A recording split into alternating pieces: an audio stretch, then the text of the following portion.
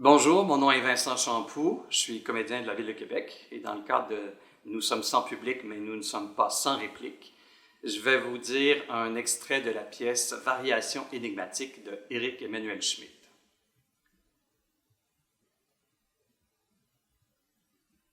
Hélène est morte. L'agonie a duré 3 mois. 3 mois, c'est long pour mourir. C'est court pour vivre. Quand les médecins eurent fait leur diagnostic, elle a eu un mouvement de révolte. Elle s'était mise en colère. Elle était décidée à se battre, mais la colère n'était que l'écume de son caractère. Le lendemain, elle avait consenti. Elle ne s'est pas levée. Elle est restée allongée dans le lit et me regardait comme une enfant punie. Je ne veux pas aller à l'hôpital, je veux qu'on me soigne ici.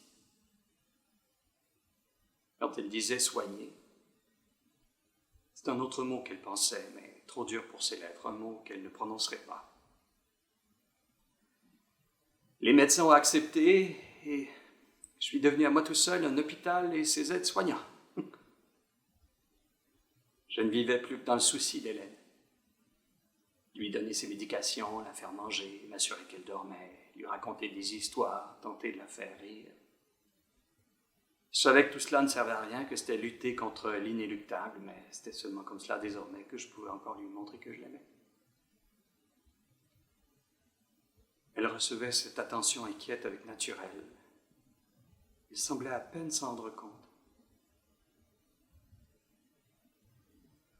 Je vais vous dire ce qu'il y a de plus terrible dans une agonie, M. Znorko. C'est qu'on perd l'être qu'on aime bien avant qu'il ne meure. Et on le voit se rapetisser dans les draps, s'alourdir d'un poids d'angoisse, se replier dans un secret inaccessible. On voit ses yeux errer dans des mondes dont il ne dit plus rien. Hélène était toujours là et cependant, Hélène était ailleurs.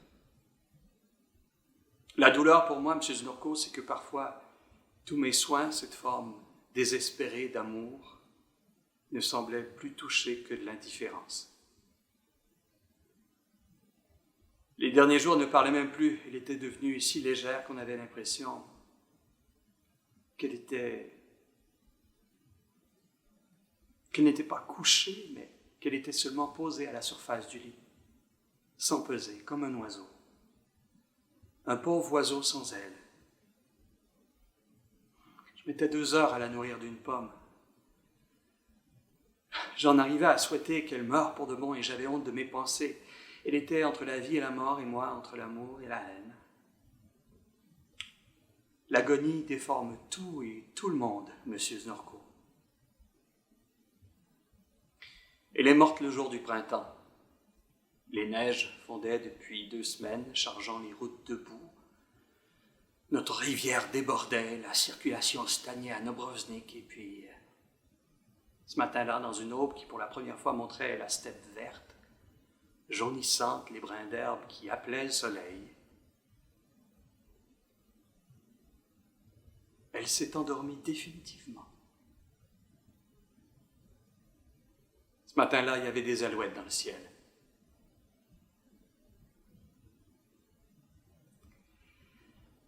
Eh bien, Variation énigmatique, pour moi, ça a été toute une expérience, une pièce qu'on a produite, un premier acte et qu'on a reprise ensuite, par la suite, au Théâtre de la Bordée. Un spectacle qui a été mis en scène par Hugues Frenette. Je jouais avec Emmanuel Bédard et on a tourné à travers le Québec et tout. Ça a été une des plus belles expériences de théâtre que j'ai eues dans ma carrière.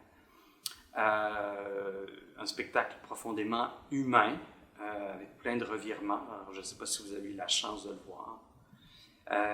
Et cette réplique-là en particulier me touche car elle est d'une grande sensibilité par rapport à notre vision de la mort et du deuil et comment passer à travers ces épreuves difficiles dans la vie.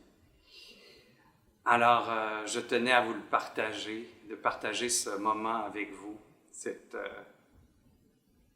réplique qui restera pour toujours gravée dans mon cœur. Alors, sur ce, je vous souhaite une bonne fin de journée et au plaisir de vous revoir sur les planches.